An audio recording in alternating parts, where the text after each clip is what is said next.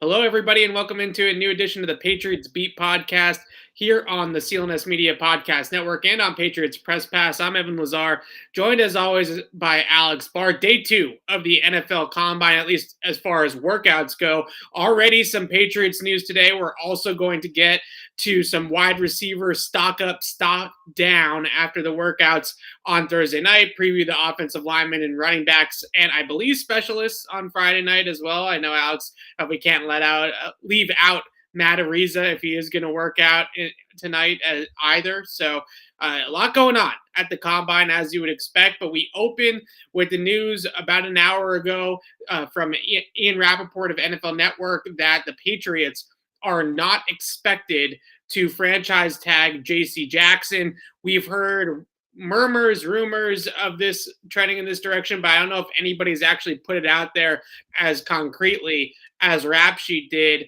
here this afternoon. But I think on one hand, you look at it and say $17.5 million cap hit with the franchise tag for cornerbacks this year, even with some cap maneuvering and some shakeups for the Patriots from a cap perspective, that was going to be their big move. If they franchised J.C. Jackson in free agency, it was going to be difficult to do something else major in the veteran market with that type of cap hit on the books for JC in 2022. So I'm not that surprised about the tag not being in play here for New England. But what is your reaction to it, Alex? And where do we go from here?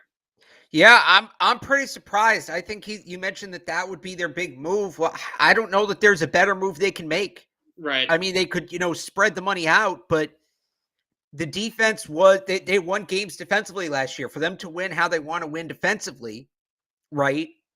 They need that shutdown corner. I already had corners a top 3 need. If you lose Jackson now, it's probably 2 of the top 3. I mean, I think they're in the slot. I think they're fine in the slot. Jonathan Jones, it sounds like it's going to come back fully healthy. No issues from that shoulder injury.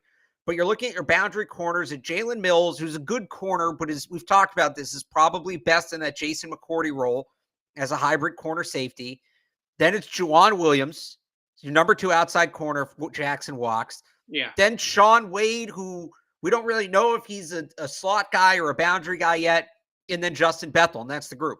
And that, that they can't play they can't play the way they want to play with that group. Now, are they going to shift to man here? Maybe, possibly. We'll see what they do in free agency. If they bring in a guy like Carlton Davis, that tells me they're just going to try to run it back. The other thing is, if they shift to man, what does that mean for the linebackers? Right? You're talking about potentially having to overhaul the entire defense. Yeah. So I'm surprised. I'm surprised they're not bringing him back. He's an all-pro corner, 26 years old.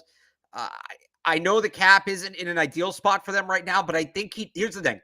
If they don't believe he's worth a long-term deal, then it's not worth tagging him and paying him $17.5 million against the cap to have him walk next year. I'm just a little surprised they don't want to give him a long-term deal, given the way everything looks right now.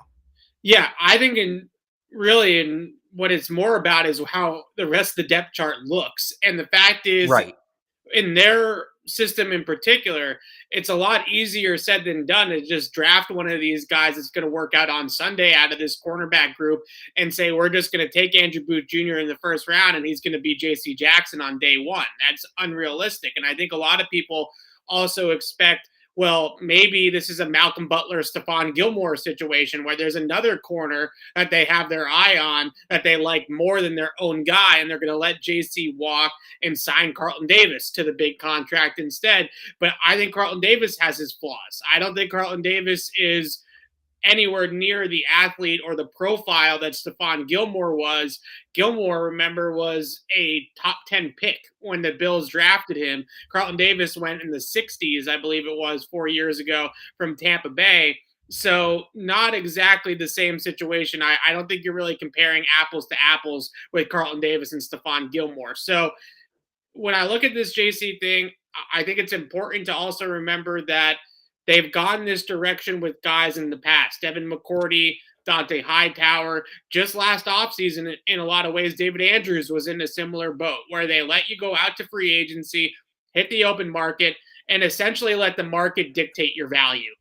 What is the rest of the league think of JC Jackson. If they think he's an $18 million a year player, then maybe they do work out an extension in the 11th hour and bring JC Jackson back. How many times have the Patriots let a guy hit free agency and everything feels like he's gone, and then they bring him back, right? I think McCourty and Hightower are probably the two best examples.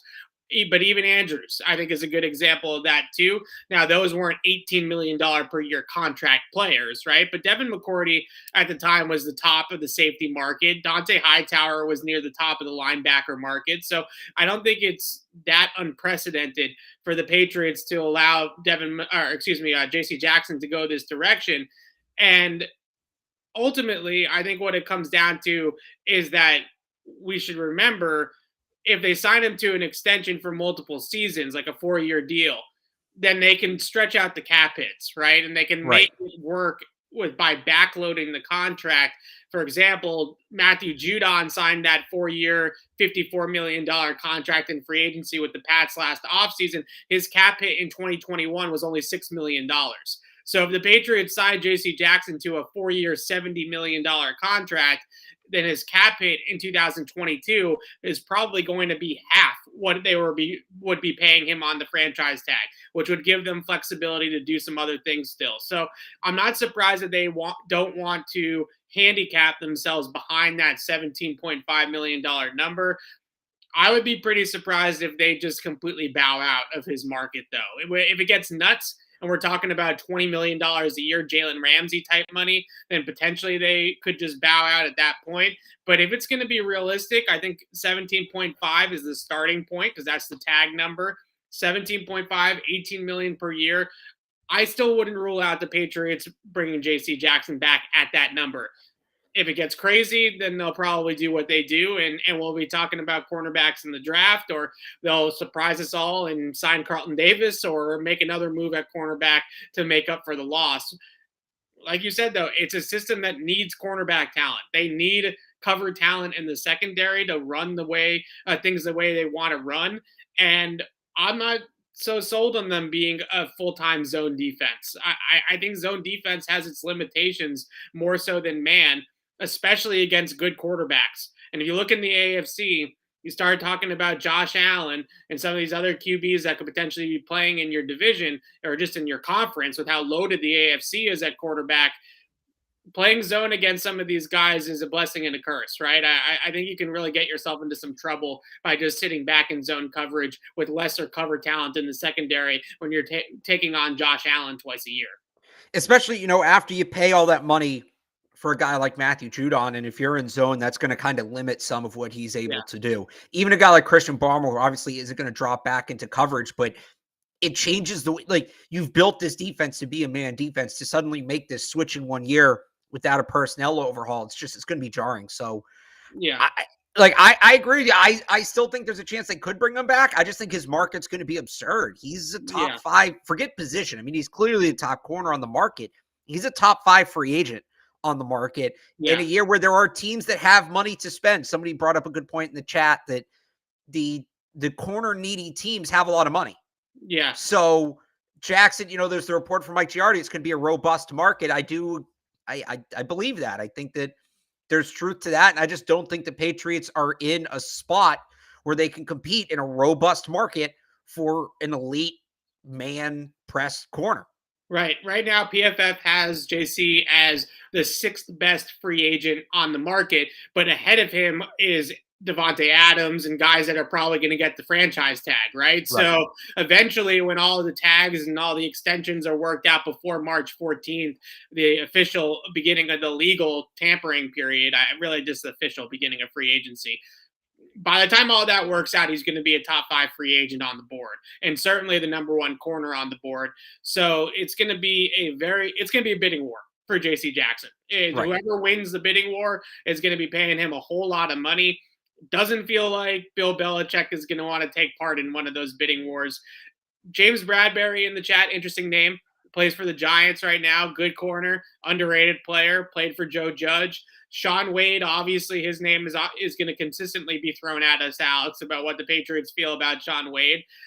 I think they like the player, but any sort of expectation that he's going to be a replacement for J.C. Jackson is getting extremely lofty with any projections for Shaun Wade, certainly as an outside corner. He struggled big time at outside corner in college in his last year at Ohio State. I think most people project him as more like a nickel or inside corner slot guy, potentially in the NFL level. So, yeah, a lot going on there with the Patriots at cornerback. We'll continue to monitor that situation here on the pod, and we'll talk about the cornerback workouts tomorrow when we do the podcast to preview Sunday, and we'll obviously recap it as well, and that will definitely be at the top of mind moving forward. But let's talk about these wide receivers, Alex. A big night last night.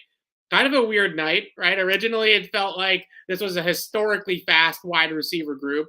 Turns out that the stopwatch... Well, it still was.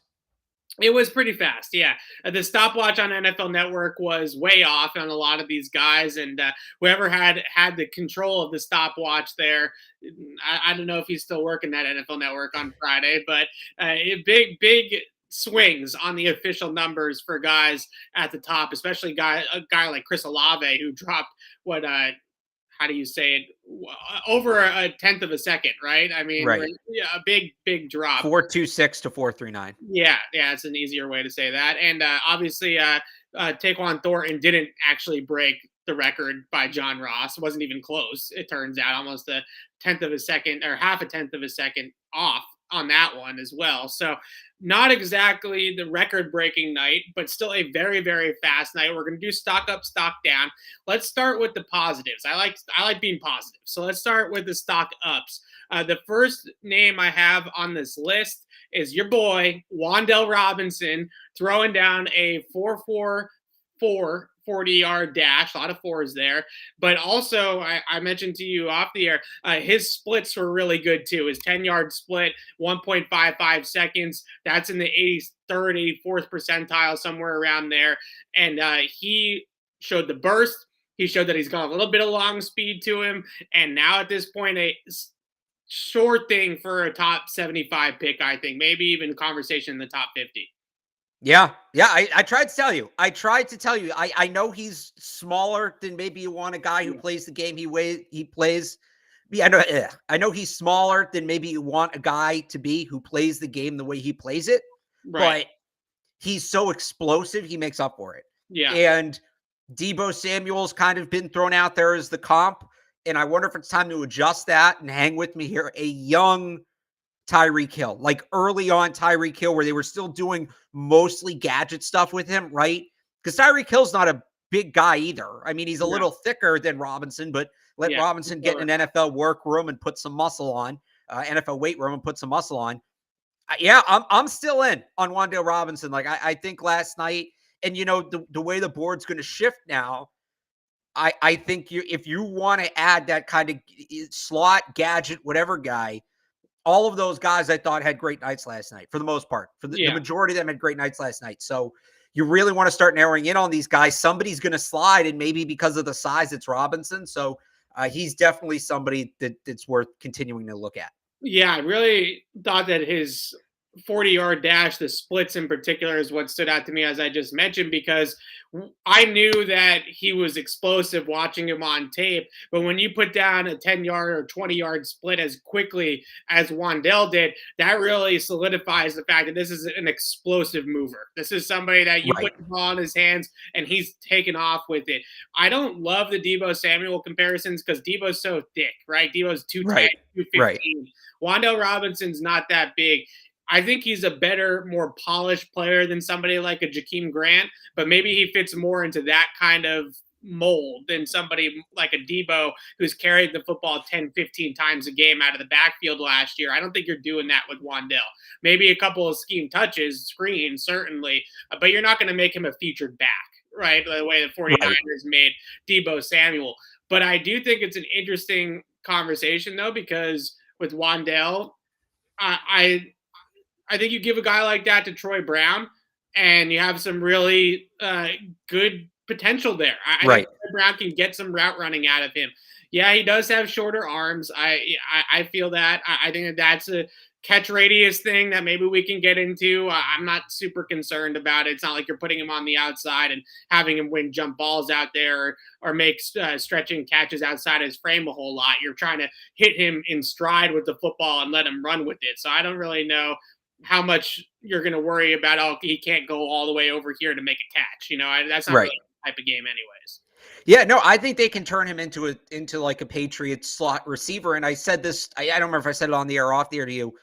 The gaps in his game right now line up with the things Troy Brown was best at when he was a player. Yeah. Right. So the idea of adding some Troy Brown to what he already has is really exciting. And I would say, you mentioned the burst too.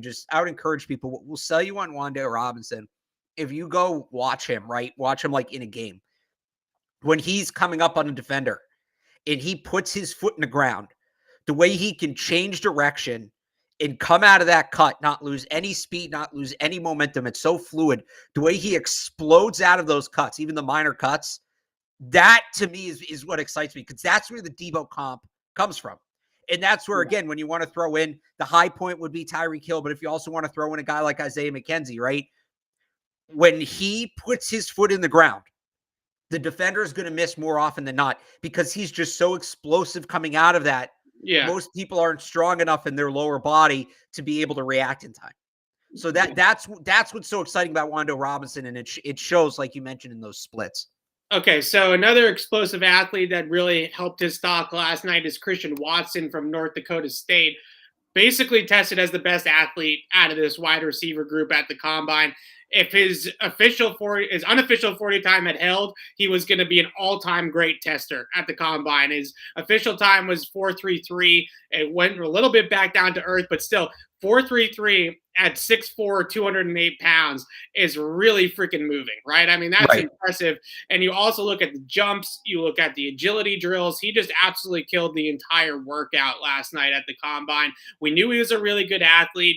He has some, I would say, usage limitations just in terms of how North Dakota State put him in their offense, right? It wasn't a whole lot of variety there. You're running verticals, you're running jet sweeps, end arounds, different types of scheme touches, but you're not doing a whole lot from a route tree repertoire standpoint. But again, this is an explosive athlete. I think the guy that you would probably compare him best to at this point is maybe somebody like a Chase Claypool, right? Who's got that kind of size and that kind of explosiveness. How do you feel now about Watson? Clearly it helped himself a lot last night, probably a second-round pick now. Yeah. Oh, yeah. No, he's shooting up. And again, at the size too, he's one of the few guys that didn't lose a ton of size, measured in at 6'4". He's the kind of guy where he's an incredible athlete. He's one of the best athletes at any position in this draft. The question is, how good of a football player is he? He's still pretty raw, right? So that's what it comes down to. That being said, for the Patriots, you draft him, and maybe he's moved out of this range now, but he was an early day 3 pick. You take him in the 4th round, you let him sit behind Nelson Agholor for a year and kind of really work on it, and then you move him into a starting role next year. I think that was kind of the ideal setup. Like you said, he might be a second-round pick now. That may go out the window. There's another guy we're going to talk about in a little bit who also could potentially kind of fit into that plan. But yeah, big night for Christian Watson. And remember, the Patriots met with him at the Senior Bowl. So he is somebody who should be on the radar. Yeah, looking at these bigger receivers, the Patriots have not necessarily had the most success with those types of guys, but we're not talking about them taking Christian Watson, I don't think, at 21, unless his market gets crazy as we get closer to the draft, which I guess theoretically it could, but I don't think he's a first-round pick. I think he's a top 50 guy, though, potentially in this draft.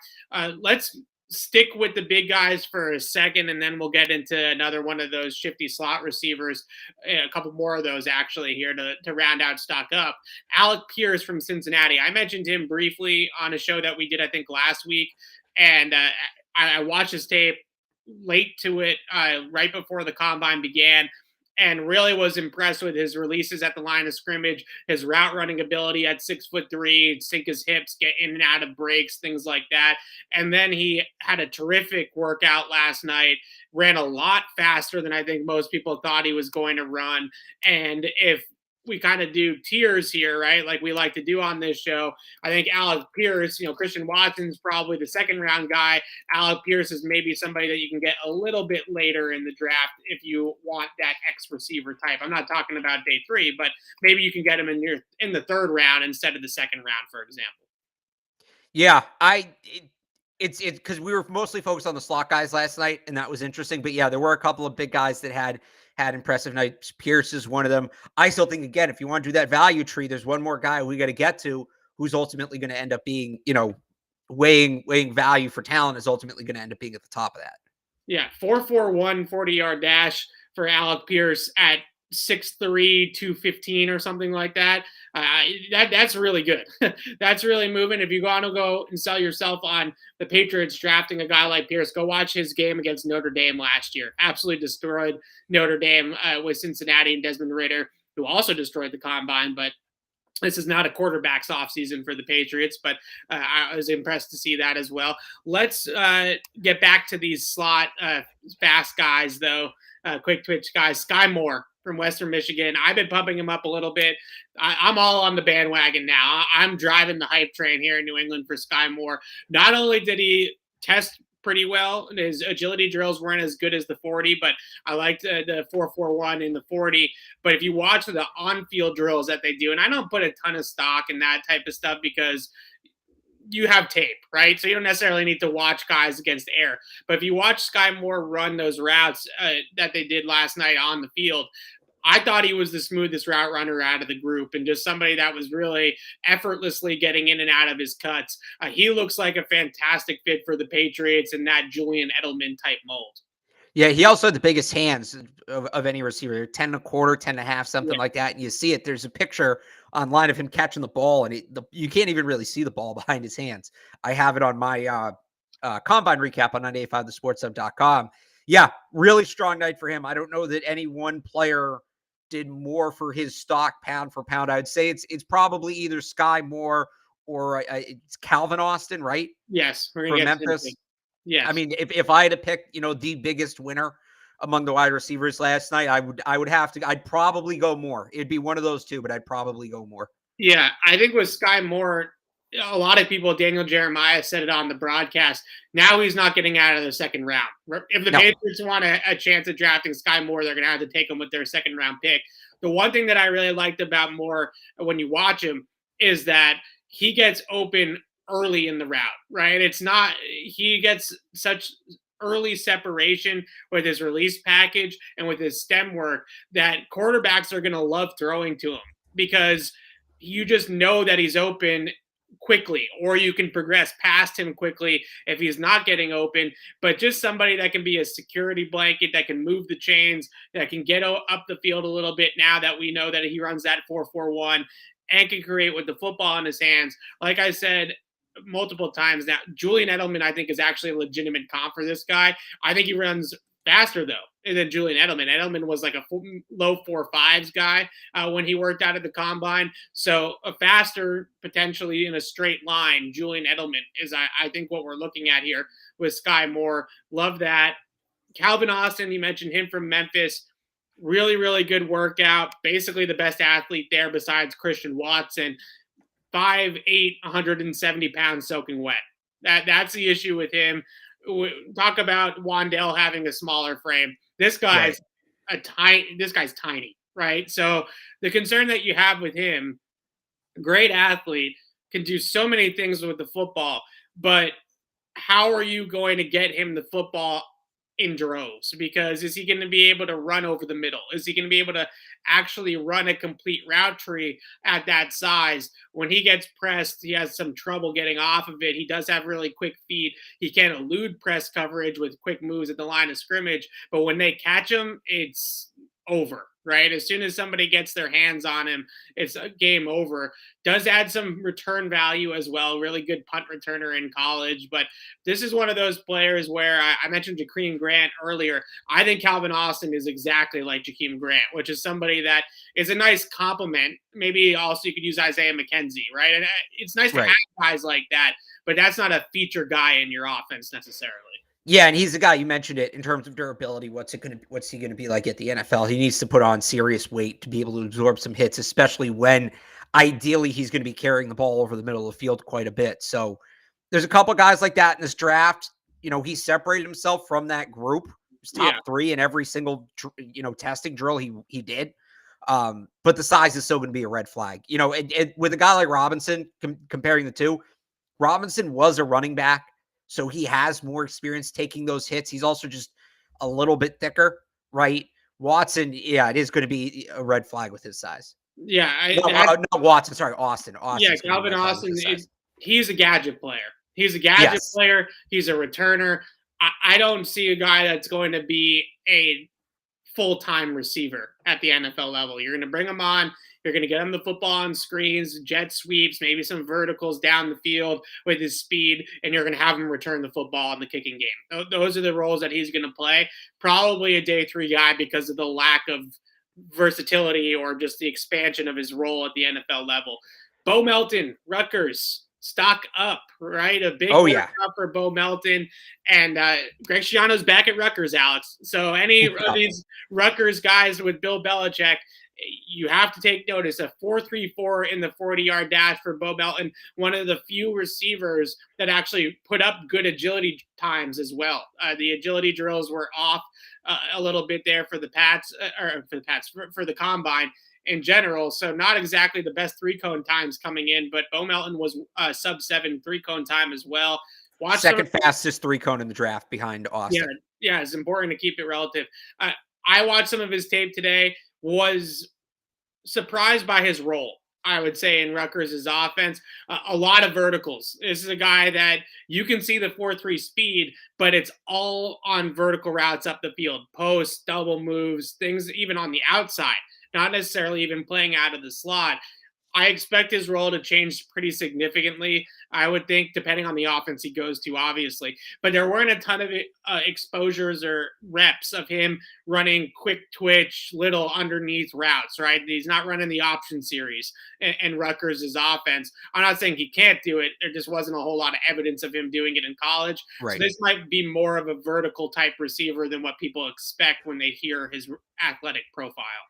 Yeah, he did a little more of it at the Senior Bowl. I don't know how much of that you went back and looked at now that you're taking a closer look at him. But we talked about it yesterday. Mac has had at Alabama a ton of success with that vertical slot receiver. Yeah. The other interesting thing to me about Melton, and this is one of the things that really set him apart yesterday, even beyond the testing, where most of these projected slot receivers lost some height. Like, for instance, Wan'Dale Robinson went from 5'10 to 5'8.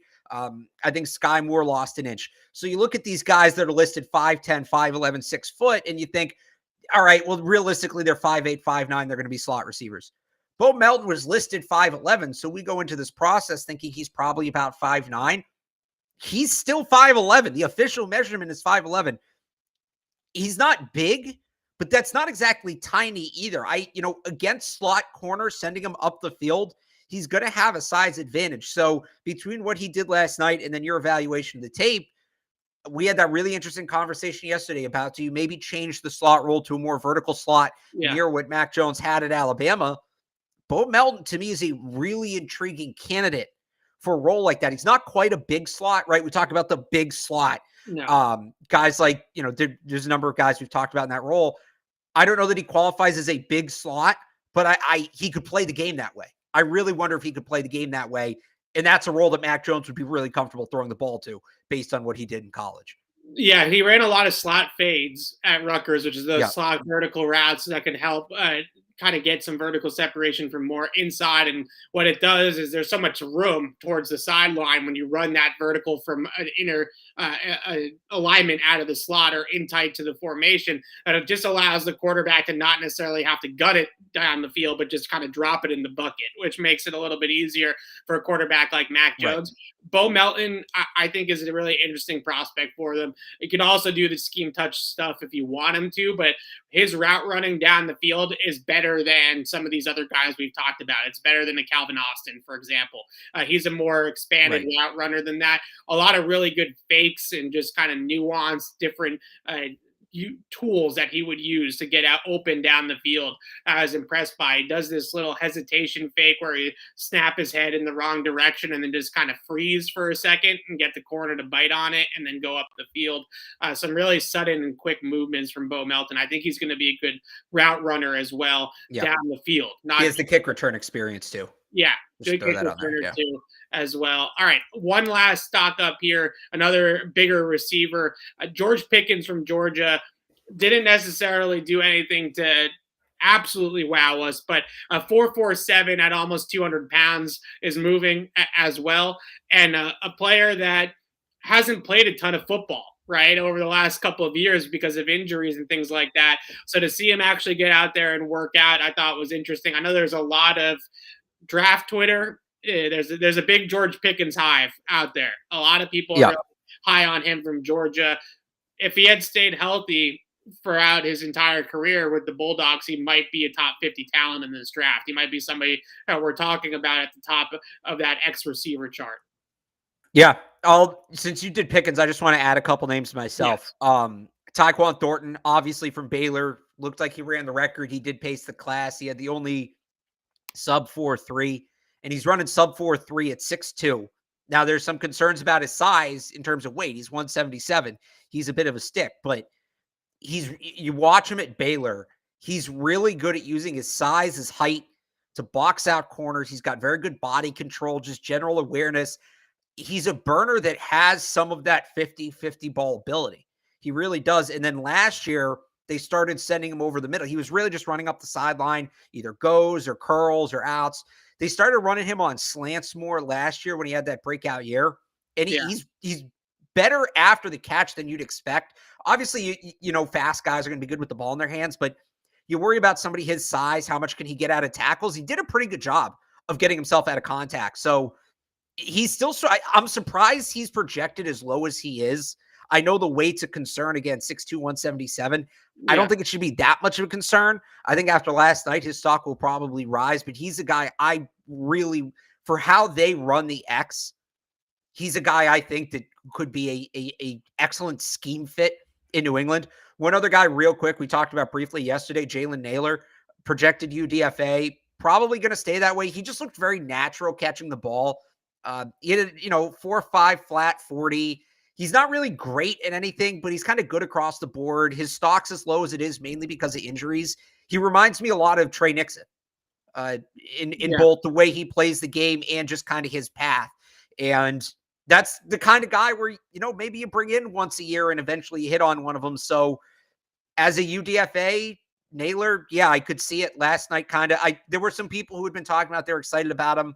I'm like, this guy's projected to go 350. Where's all this hype coming from? And I saw it last night and I'm like, oh, there might be something there. I could see it. I can see why people enjoy him. So he's somebody I'll watch a little closer. So I had a couple of guys on my list that I put down as stayed the same. Couldn't really put them in a stock up or a stock down, but checked boxes in my mind are these three players, Garrett Wilson and Chris Olave, the two guys from Ohio State, and Jahan Dotson from Penn State. They ran exactly what they needed to run. It wasn't like if Chris Olave's 4.26 had stood, then that would have been a different conversation and he's in stock up. No way that he hurt his stock, but he didn't absolutely help it either. I just thought him and Wilson check the boxes as they're first round guys, locks to go in the first round. Yeah. Now the question is how high in the first round do both of them go? We'll see. I think Olave is still in play at 21 now that his official time came in at 4.39. But what did you think just of those three guys and the fact that really they're good players? They're going to go high. That's pretty much the same as what we thought before. Yeah, I was hoping Dotson would run a little faster, to be honest. I thought he might be able to get sub 4.4. You've talked about kind of his play strength, getting off the line and press. He weighed in a little lighter than we expected. I was kind of hoping he'd make up for that in the 40, and he did not. It's not a be-all, end-all, but I thought he was going to be one of those 4.3 guys. There was some guys I thought, I don't have all the numbers in front of me, but, I kind of mentally had these groups, like where I had everybody grouped in, right? And he was probably a group further back that I thought he'd be. I didn't think he'd be as fast as Christian Watson. I thought he'd be more in that neighborhood. And he's probably one group further back than that in my mind. in terms of the 40 time. Yeah, so I think the interesting thing with Dotson, I'll try to get the splits up really quickly, is I've used the comparison to Jalen Reagor for him in the past, and not to crap all over him because Jalen Reagor's obviously not worked out in the NFL with the Eagles. But the main reason why I use that is he's a guy to me that is more explosive within the first 10 yards or so than he is long speed fast. And I think Reagor was similar, where Reagor, I want to say, I remember, did not run as fast as people thought, right? I remember watching the combine at the time. Reagor came in at 4.47. Dotson was at 4.43, I think, or 4.44. Yeah, 4.43. 4.43. So a lot of coverage in the combine with Jalen Reagor. Oh, this guy could run a sub 4.3. This guy could run a 4.35 flat, and he ends up almost at 4.5. And I feel like the same thing a little bit here with Dotson. And you look at his splits, a little bit of a different story. 4.43 is still fast. Like, that's still a really good number. Right. But he's running in the 86th percentile on his 10-yard split. So he's an explosive guy on his initial movements. He might not have the same breakaway speed as what we thought, but he's got that initial acceleration off the line of scrimmage down. So I think he more or less did what he needed to do. Chris Olave, I would just say real quick too on Dotson. Yeah. He's more of he's a very good athlete, but he's more of a football. Like, I don't know that the combine is the best example of what he does, of what his value is. He's a guy I think you need to watch him on the field to understand who he really is. Yeah, he's got a lot better jump ball, contested catch radius type plays on his tape than you would expect for somebody of his size. He's not 6'4", right? He's not a huge guy, and he can get up there and make some ridiculous catches. Olave, to me, I still think that he's my number one guy that I want the most at 21 for the Patriots. I can't get it out of my head. He runs a 4.39. It's exactly what he needed to do. He is polished. He's a good athlete, but he's not anywhere close to what they've failed on in the past at the top of the draft. This is not anywhere in the same ballpark as N'Keal Harry or in the same ballpark as Chad Jackson, if you want to go all the way back to then. This is a smooth, silky smooth route runner that can also get up the field with good sub 4.4 speed. I can't get him out of my head. I don't think I ever will. I don't think he's Justin Jefferson. I think Justin Jefferson was a different animal. Justin Jefferson stood out to me on tape at LSU because of his ability to get open under the defense, right? The quick acceleration and the quick cuts on the short stuff. He ran a ton of option routes in that Tigers offense because Jamar Chase was on the outside running the verticals. Chris Olave is more like Calvin Ridley, which I don't think is a bad thing. I mean, Calvin Ridley is still a really good football player. So I think that's a really interesting one too. But those are the guys that I had and just did what I expected them to do and stayed the same. Let's get into some stock downs. Not trying to trash on anybody here, just trying to be honest about what we saw. Treylon Burks running a 4.55. Depending on who you ask, depending on what way you want to look at it, 4.55 at 225 pounds, speed adjusted for weight, is good, right? That's a good number for a guy of his size. But I think, as we know from here in New England with N'Keal Harry, if you don't have the speed, you don't have the speed, right? And I think that's a major concern. He looks a lot faster on tape. But I think the one thing that really stands out to me with a guy like Burks is he's a builder of speed. He's not an instant accelerator. He's somebody that builds up speed as he goes.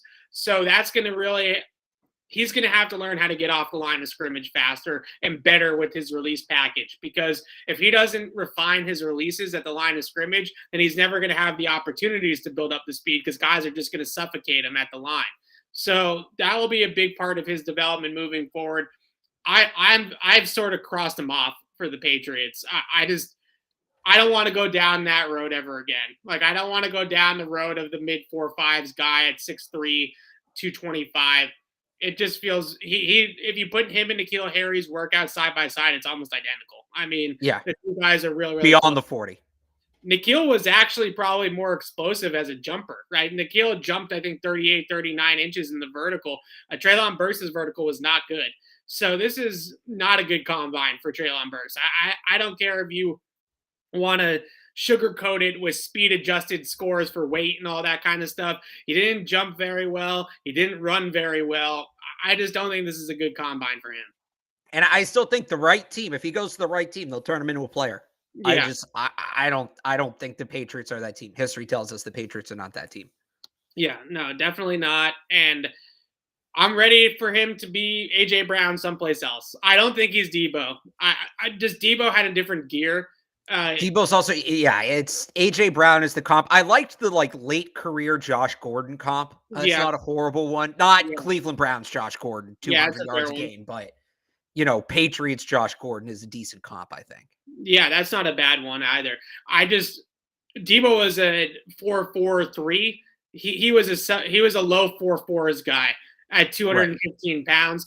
His acceleration and his burst is just tests differently than a guy like Treylon Burks. Treylon Burks is fast from yard 30 to 50, right? Because he builds up that speed and then he's a Mack truck running away with the football. He's in a lot of ways is basically a tight end in a wide receiver's body, right? He's like essentially a big tight end is I think a big receiver, small tight end is what you can call him at this point. Another guy that really, I think, torpedoed his stock is David Bell from Purdue. David Bell from Purdue might now be like a day 3 UDFA. You run 4.6, get the right number here, 4.65 in the 40-yard dash at the NFL Combine these days. I don't know how anybody touches him in the first 4 rounds of the draft now. Yeah. What did Dustin Crum run? Like a 4.7? I mean, he's up there with the quarterbacks. Right. So I never got the David Bell height. I'm not saying he's a bad player. I didn't get, some people had him as a first round pick. I never quite saw that. And there you go. It's, some comfort. This is what I think the combine is. I try not to overly change my opinion on players. I use it more as confirmation. And if something really doesn't line up, I'll go back and give it a second look. And there was nothing really last night that did that for me. I think maybe Burks a little bit, but I feel like everything more or less lined up. There were some extreme numbers, but the guys we thought we were going to be fast were fast. The guys we didn't think were going to be fast weren't fast. That's kind of, were there any major surprises last night? I knew David Bell wasn't going to be fast. I didn't expect 4.65. I expected him to run faster than that. But did you have to do you feel the need to redo your overall evaluation? No, because I didn't have him that high to begin with. Because that's what I'm saying. I could kind of tell on tape that he wasn't particularly fast. So was there anybody? He got fed a lot of targets at Purdue, right? Yeah. That's the thing is he was a high volume guy in their offense, and he put up great production as a result. He's a smooth route runner. He can be a high volume guy in that type of offense, but I don't know. It just and everybody that wants to go back and use like Cooper Kupp and Keenan Allen and Devontae Adams was like a mid 4.5s guy or whoever. That was 5-10 years ago, guys. Like, this is a different day, right? This is a different league. If you're not fast in today's NFL and this wide open game that they play now, then it does make a difference. I think the days of the guys like Cooper Kupp coming out of nowhere with a 4.6 and being able to really play at an all-pro level in the NFL, I just don't see that translating anymore. I just don't see. I don't think we're there anymore. I think that guys are too fast. They're too fast. They're too athletic to be able to succeed at that point. Unless you are a Mike Williams type who's just going to go out there and moss everybody, right? I mean, that's one thing.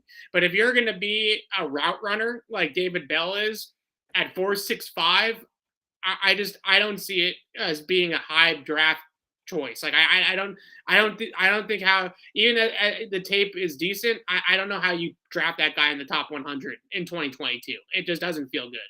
Well, I would add too. I mean, the two guys you named there, Devontae Adams and Cooper Kupp, right? Even those guys obviously became elite receivers. They might have been the two best receivers or two of the best receivers in football last year. Right. It took them a couple years to get to that point. Yeah. Right. And some of that is, they were buried on depth charts or whatever, but it's also, it's longer development.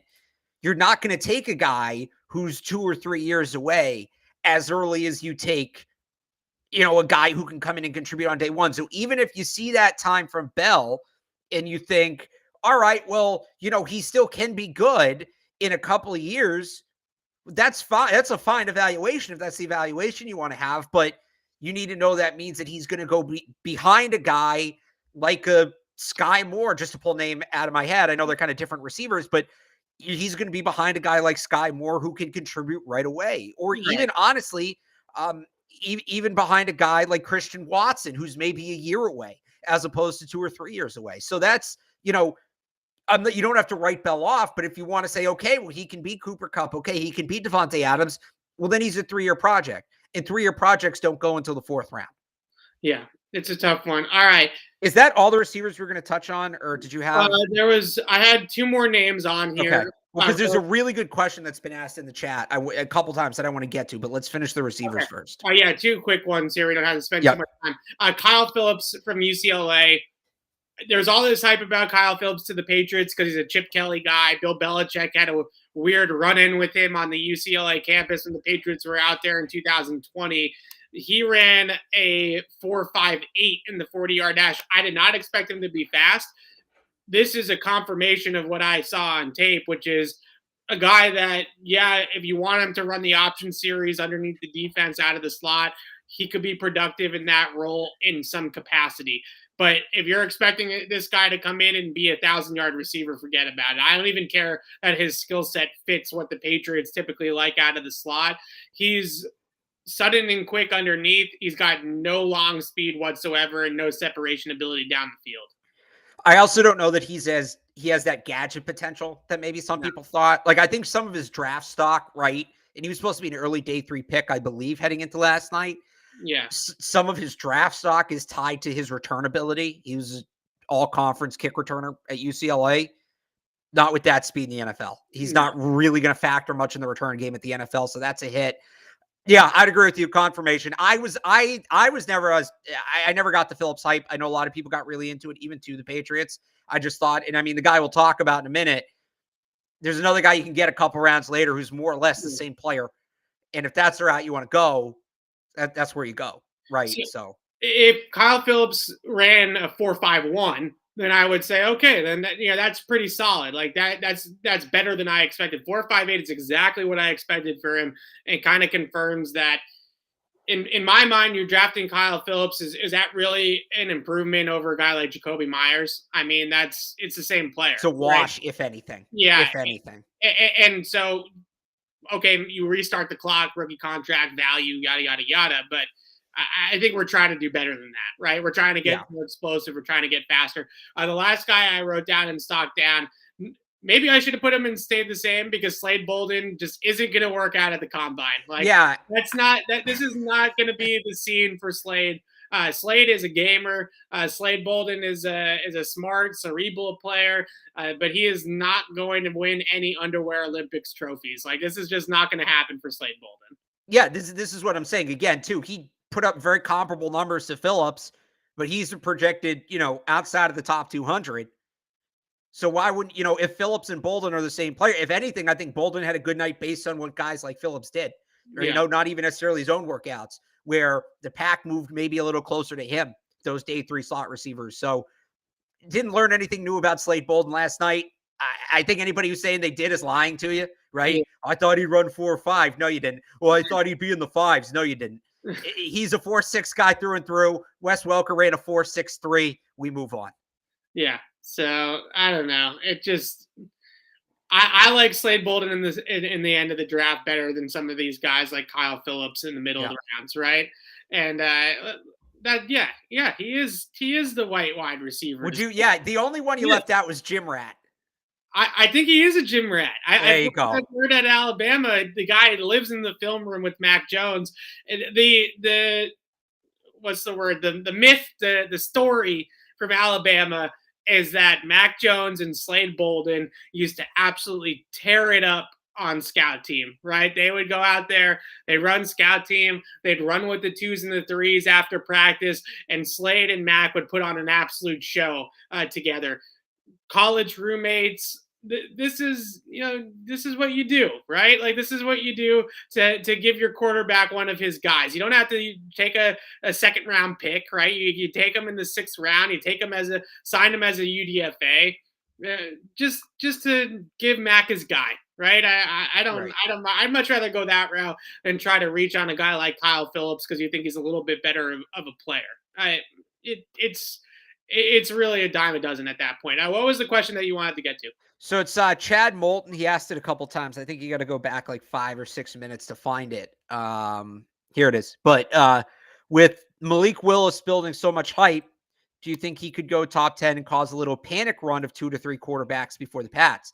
So Yeah. this is where the quarterback workouts factor in. And we did this little exercise yesterday, right? How many players outside of the consensus top 21 are going to jump into the top 21 to maybe push a guy like Chris Olave or Andrew Booth down?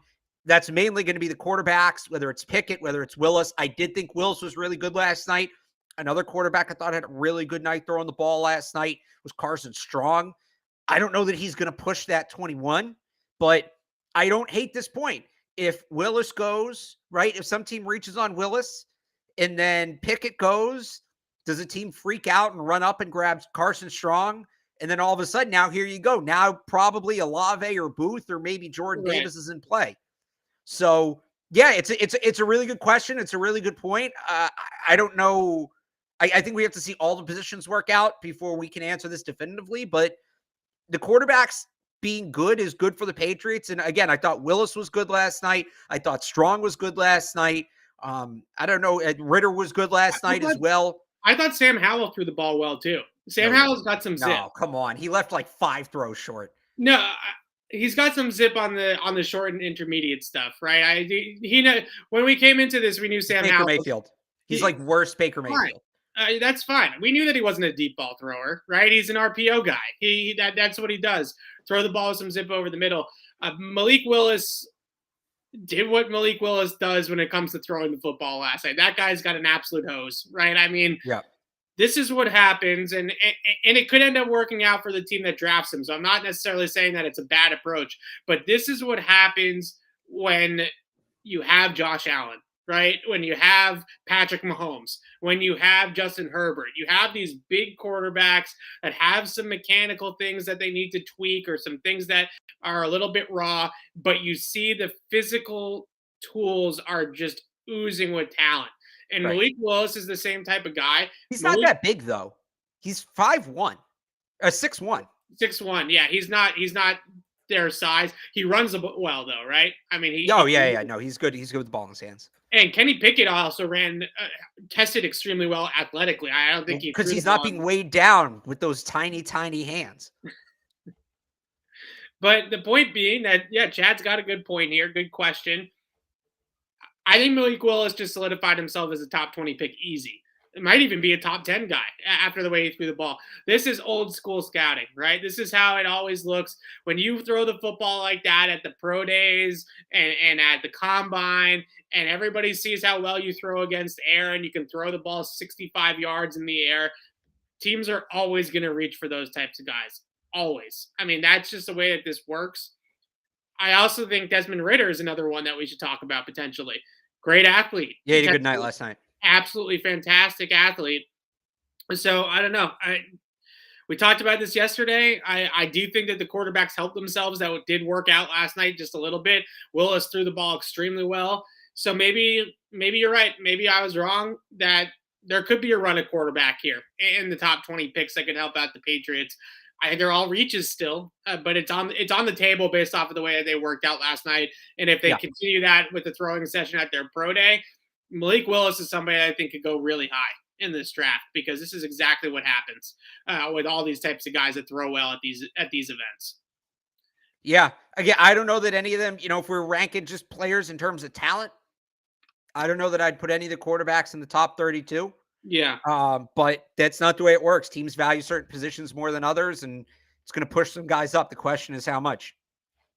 Okay. Offensive line, running backs, specialists tonight on Friday night at the NFL Combine starting. I don't know where you're getting that specialist thing from. Everywhere I look, specialists are Sunday. Are you sure? Yes. All Sunday right. is defensive backs and specialists. Let me look this up. All right. I definitely saw a schedule that said that, but I could be wrong. And I think they arrived in Indy today. Okay, maybe that's it. Anyways, offensive line and running backs. Let's stick with that then. who are you looking to have a big night? Who are you looking out for from the Patriots' perspective? Give me one offensive line and one running back. The offensive line is so tough with the combine for the offensive line. I guess I'll say Darian Kennard, just because he's been my guy since like November. So hoping, our one Kentucky guy already kind of picked me up in Wan'Dale Robinson. So Yeah. let's see if we can keep that going. Running backs. I really want to see what Tyler Beatty does. The more I watch him, the more intrigued I am. I still think third down back is a need. I know they met with Kyron Williams today, so maybe he's the default guy to watch, but I can't quit Tyler Beatty. Really, really, really fun player to watch. I want to see what he runs. Yeah. So I'll give another Barnard Raymond from Central Michigan. I think is I had him in my mock draft. I think he's going to have a ridiculous workout. From everything that you hear about him, he's a really, really good tester. I know that some people have written the story about him in Volmer. He's been talking to Volmer a lot, just from Europe to NFL type of players. Both of those guys trying to do that. Trevor Penning's another name that probably is going to be of interest to the Patriots as a potential guy in the 20s. But I haven't talked a whole lot about Raymond. I actually like their other tackle a good amount too at Central Michigan too. But Raymond is a converted tight end, supposed to have a really good athletic profile, 6'6", 300 pounds. Long arms, long, big dude, and he can move. And if you look at the Patriots in the past, at that left tackle position, and he's 24 years old, and because the Patriots always steer clear away from guys that are old in the draft, right, Alex? Right. So Barnard Raymond, a really explosive mover, left tackle in particular. The Patriots have always typically gone with guys that are a little bit more athletic. And Trent Brown is a very good athlete for his size. Nate Solder, Isaiah Wynn. They want to go with guys that have some foot speed and can get out and block. And I think Raymond's going to be able to do that as well. And running backs, I think the guy from Notre Dame, somebody to watch, right? Kyron Williams. Yeah, I think the Patriots will like him as a third down back, maybe a little bit too soon for their liking, but they met with him. He plays that role well. He can play, he can block pretty well too in pass protection. I think he checks a lot of those boxes, and maybe as somebody that they view that could carry the football a little bit more in that sub-package role. Maybe he's more of like a Rex Burkhead, I guess is what I'm kind of getting at, than a James White. Right? The Lance Zierlein scouting report for him is, he should be used the way James White, Dion Lewis, and Brandon Bolden are used, which all three of those players are used differently. Right. So he had Lewis as the ultimate comp. He's a small guy, he's 5'9". I think he's like $180. Yeah. But he was a bit of a workhorse for Notre Dame, so he can carry the ball between the tackles. He's not going to be, a thumper. He's not Damian Harris. He's not Ramondre Stevenson, but I think there is some, ball carrying ability in addition to the pass catching that he ran for 1,000 yards last year. So he's a capable runner, certainly. You talked me into running back being a secondary need. It's definitely not a first tier need, but that's fine. Secondary need is right where I have it. Secondary need for the Patriots, and instead of maybe going with two thumpers like Ramondre Stevenson and Damian Harris are two power backs for the Pats right now, maybe they look long term to pair Ramondre Stevenson with a little thunder and lightning, right? You got the quicker gap back and Kieran Williams, and then you got the power Belldozer and Ramondre Stevenson. That could be a way to go about this as well. And obviously Williams could play on passing down. So that will be tonight. NFL.com does not list specialists anywhere for when exactly they are working out. So Alex, I'm telling you it's Sunday. I'm going to trust you on this one. All right. I'm trusting you. It's on Sunday. So we'll get to Matt Ariza and the specialists on Sunday when those guys work out. Offensive linemen and running backs tonight. Alex and I, we're doing a show tomorrow. This is our production meeting. We talk about shows. Yeah, we always do this live. Why not? I don't think I have anything going on tomorrow. Yeah, we'll do another one of these tomorrow at 3:00 before the defensive line. Big day, right? Defensive line and linebackers, a big day for the Patriots. There's the official schedule, by the way. Special, you're not gonna be able to see that. Specialists are on Sunday. You got the official schedule. I need to get my hands on that. All right, so defensive line and linebackers tomorrow. Cornerbacks and apparently specialists as well on Sunday. And Alex and I will carry you through the entire weekend in the NFL Combine, which is about to begin on NFL Network in about 30 seconds. So we're going to sign off and go watch the offensive linemen and the running backs, and we'll see you guys tomorrow. Thanks so much for watching.